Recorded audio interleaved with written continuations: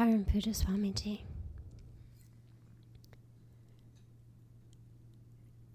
And all of the beautiful, beautiful community here of Hanuman. Let's talk about Hanuman. And, living in India, in a place where the Ramayana is told and shared and emphasized and referred to constantly. It's a part of life. But sitting here in the Rocky Mountains, it's worth asking for just a moment. Well, exactly what role does Hanuman have in the lives of non-Hindu Americans?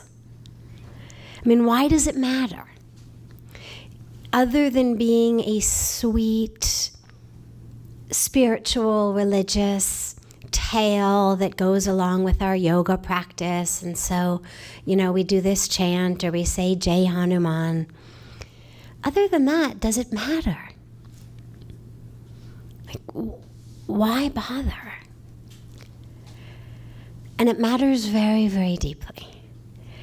And I thought let's take some time and talk about what that means for those of us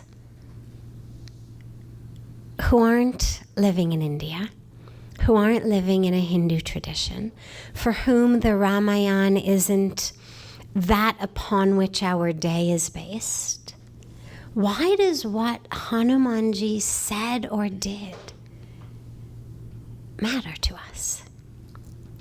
Well, first of all, Hanumanji is the hero, you can say, of the Ramayana. I'll do a 30-second quick review on the chance that there may be a few in here who aren't familiar with the story. He's the hero of the Ramayana. Lord Ram, the divine, in the form of Ram, his wife Sita is abducted by we say evil king, and I won't go in at the moment into actually what was it that made Ravan evil. But she was abducted by this evil king of Lanka, and Lord Ram had to get her back. So that's the foundation upon which this war of Lanka is based, and of which Hanumanji is the hero. Now, in the Ramayana, it's divided into chapters, what they call kands. The part of the Ramayana that is dedicated to what Hanumanji did, how he won the war, is called the Sundar Kand. So they have Sundar Kand Path, where people read the Sundar Kand. Sundar means beautiful. So we have this epic of God, this epic of Lord Ram, divided into chapters, and the chapter of Hanumanji is called the beautiful chapter. Now, why is that? Monkeys aren't typically very, you don't look at a monkey and think, oh, that's the most beautiful, beautiful creature in the world. His part in the Ramayana was exciting, it was daring, it was adventurous, it was gripping. Is he going to make it? Is he not going to make it? Is the sun going to set? Is it going to rise? Is the ocean too big? But beautiful? Where does Sundar come in here? And it comes into devotion. Because Hanuman is the epitome of devotion, of love. And of course, the epitome, therefore, of service. Because they're really just two parts of the same. When you love, you serve. So being the epitome of devotion, he's also the epitome then of service. But this Sundarkand, this beautiful chapter, what is it that makes devotion so beautiful? Well, devotion is what brings the beauty into our lives. We're all chasing beauty, but we go after it in my hair or my skin or my clothes or my jewelry. And if I just could, puff out a little here and tuck in a little here and color a little here. I mean, there's no part of the body left that you couldn't pump up or tuck in or make fairer or tanner or any other color for that matter. We're running after the beauty, but it's all the outer beauty. And so we pump up and we tuck and we color and we make up and we dress up and we adorn. But it lasts only until the next wash or the next bagel or the next year or whatever it is that's undoing that outer beauty.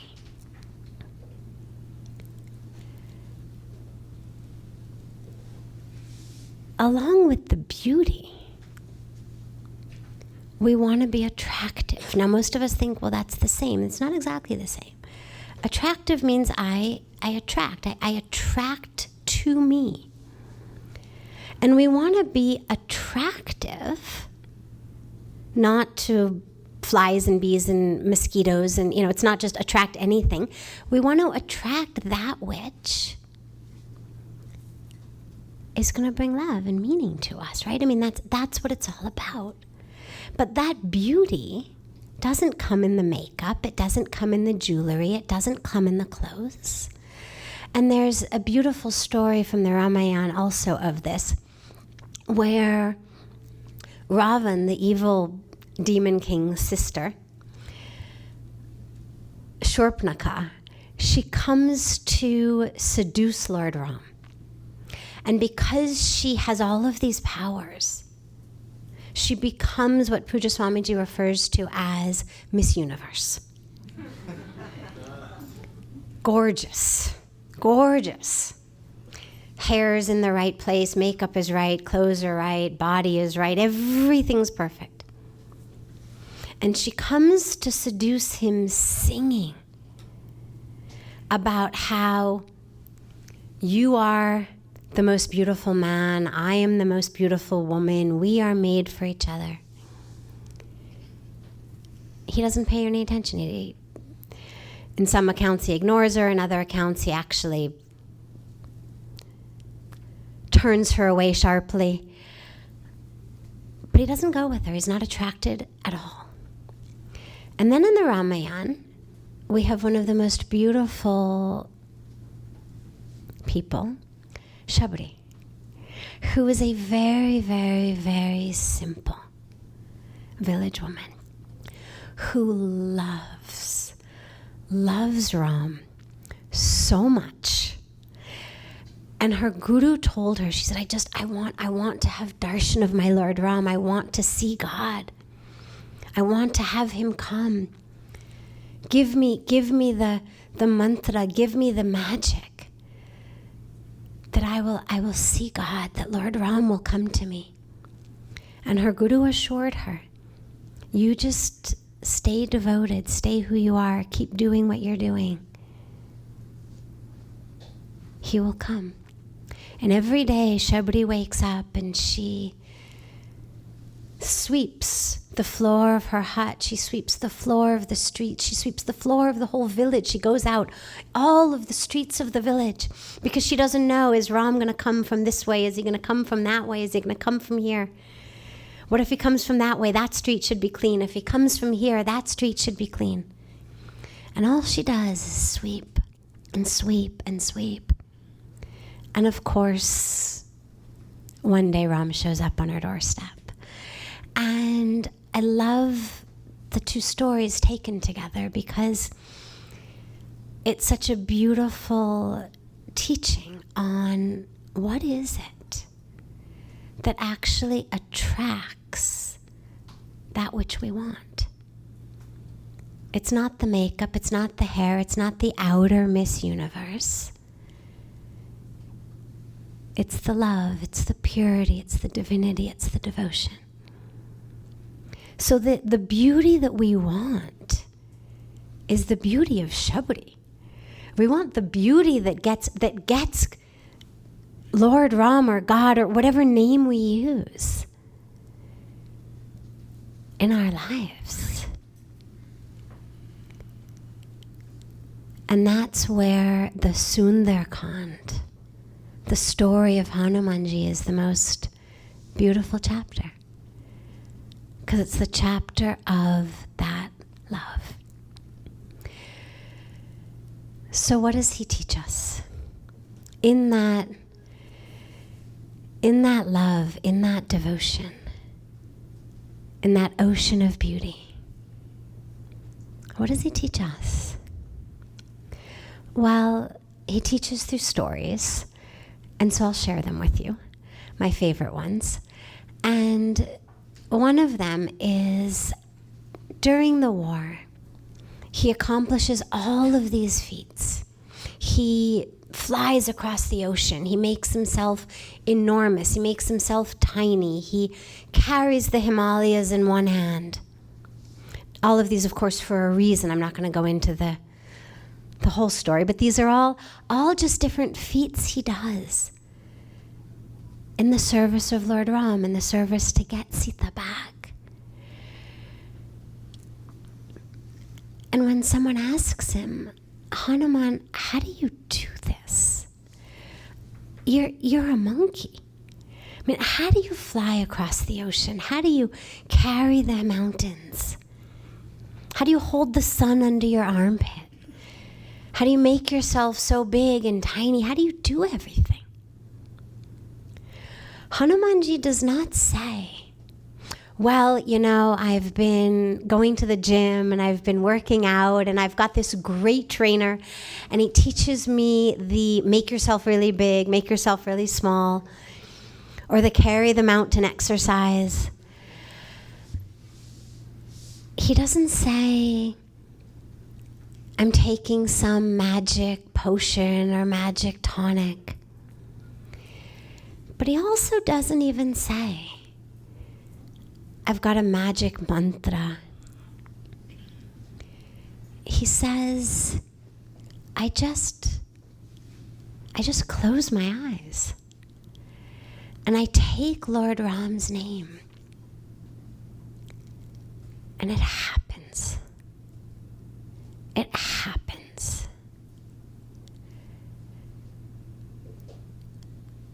And in our lives, when we're waiting for it to happen, whatever it is, whatever that it that each of us is waiting for,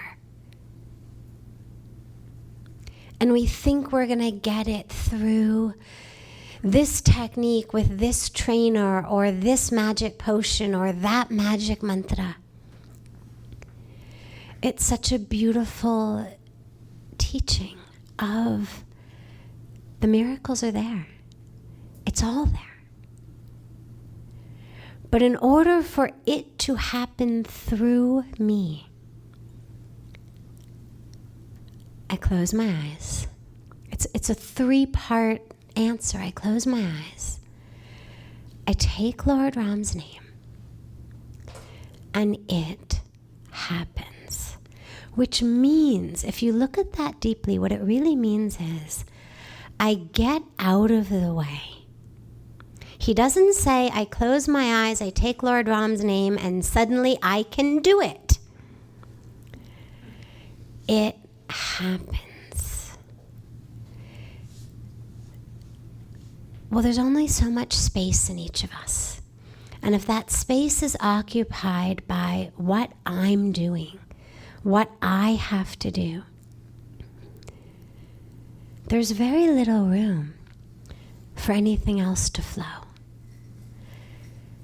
And the teaching is, we close our eyes, we take God's name, and of course, it doesn't matter what name, what form, what religion, what culture, any name, any form. For Hanumanji, it was Lord Ram. It could be Krishna, it could be Christ, it could be Adonai, it could be Mohammed, it could be your grandmother, it could be the tree in your backyard, it could be Buddha, it could be anything or nothing.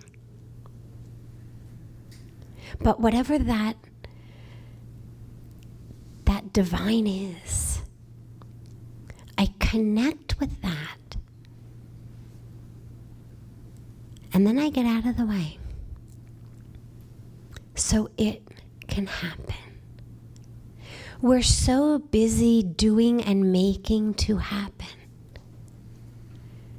And then we wonder, why is what I want to happen not happening? Why do I not feel in the flow? Why is there so much more perspiration than inspiration? And it's because we mean well.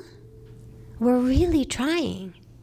It's just we're so full of doing and who we are and what we think needs to happen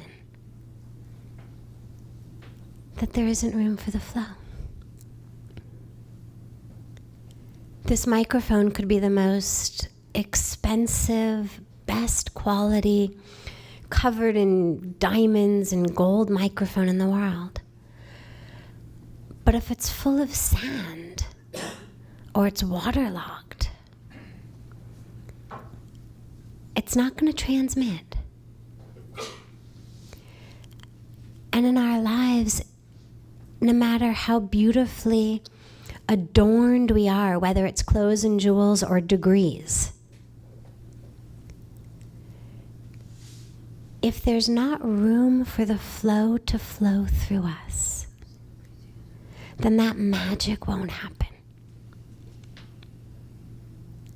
Yes, you can perspire your way through manufacturing some pieces of your life together. It's not that nothing will happen.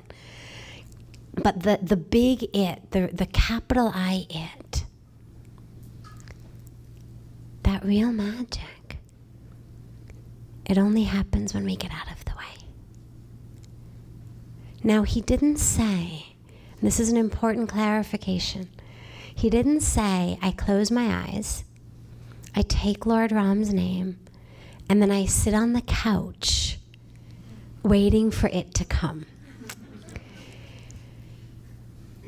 We have to be active and engaged participants. So saying that the flow is going to come through us doesn't mean, and I'll just sit here on the couch and, eat potato chips and watch soap operas until it happens. I'm engaged, I'm active, he's standing on the shore, he's in jump mode, he's ready. Foot in the right position, just actively ready to be utilized. And the other story I wanted to share is after the war, when of course heroically he rescues Sita Ma. She comes to him and she hands him this beautiful, beautiful, expensive pearl necklace. And she says, Hanuman, I'm so thankful. Everything that you've done, take this. But it's very, very precious. Do not ruin it. Don't let anything happen to it. Take very good care of it. It's really precious. So Hanuman takes the mala and the garland of pearls, and he looks at each pearl from the top, from the bottom, from the left, from the right. And then he puts it in his mouth and he bites it between his teeth, and again he looks inside, up, upside, downside, and then he spits them out, one by one, biting them off of the string. And Sita Ma is watching this.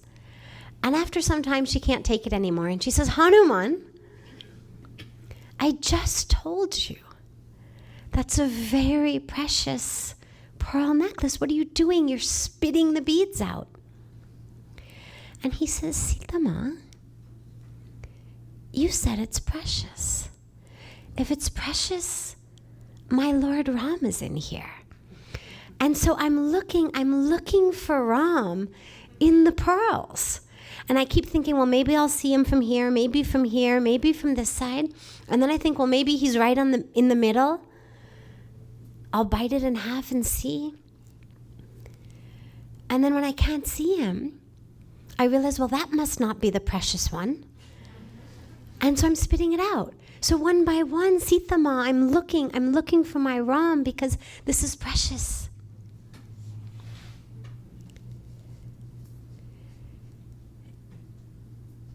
In our lives,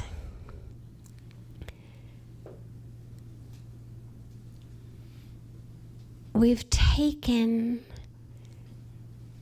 the metaphoric pearl necklace to be that which is precious. We've taken that which luxury can give us, which that level of success can give us, which literally that which shines and glitters can give us, as being precious. If just I could own this or wear that or go here or have this, that car, this job, that vacation, that child, this spouse, then I would have what was precious. But what the story gives us so beautifully is that which is precious is the divine. And where that is, because of course there's no rule that says Lord Ram couldn't be in the pearls. I mean, it wasn't that Sita gave him the necklace and he said, oh, no, my Lord Ram never is in expensive pearls. He's only in, cheap wood. He doesn't like expensive things, so this must not be precious. No. You can have all of the luxury, you can have all of the comfort, all of the convenience, all of the success, as long as we recognize that that is not in and of itself what is precious. That in and of itself is not where the answer lies. Whatever that it we are looking for is. And at the core of it, of course, is going to be joy. Because whatever else we're looking for, the bottom line of why we want it is, well, then I'd be happy. And if you take whatever we think we want and you dissect it down, and then I'd be happy. And so that joy doesn't exist in these things. It can coexist with them, but it doesn't exist in them. And this is where so much of our society is miserable. We are literally trying to squeeze orange juice out of a cow. Really, I mean, you've got a cow. A cow is a beautiful creature. It gives you milk. Assuming the milk is organic and the cow is treated nicely, that milk is nourishing and wonderful.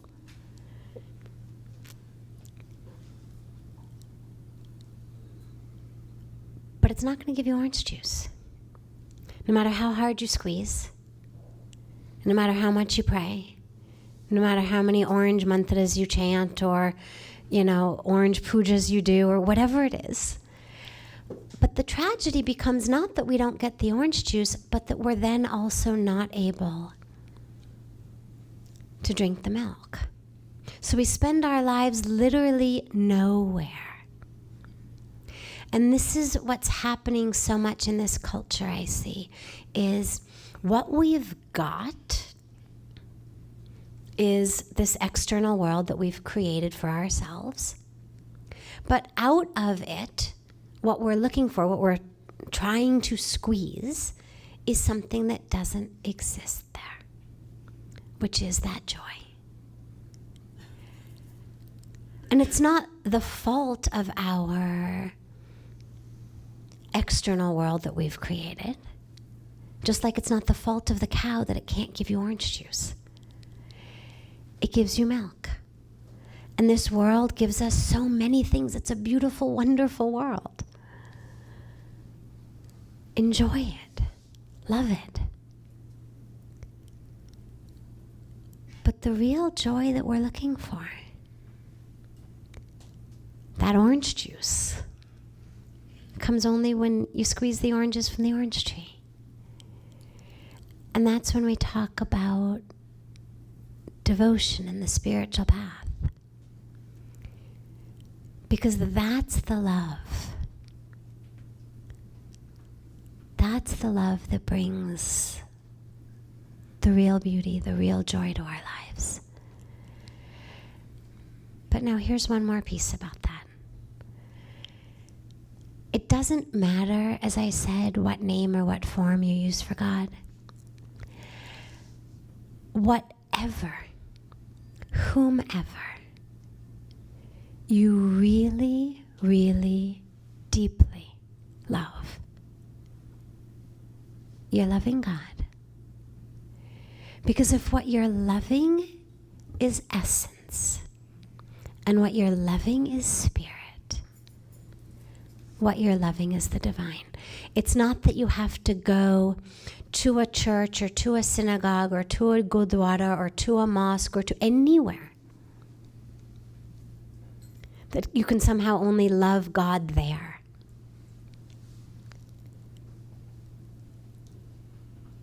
The Creator is in the creation. In fact, there's a beautiful moment at the end of the Ramayana where Lord Ram is leaving his physical form and is going back into the full divinity.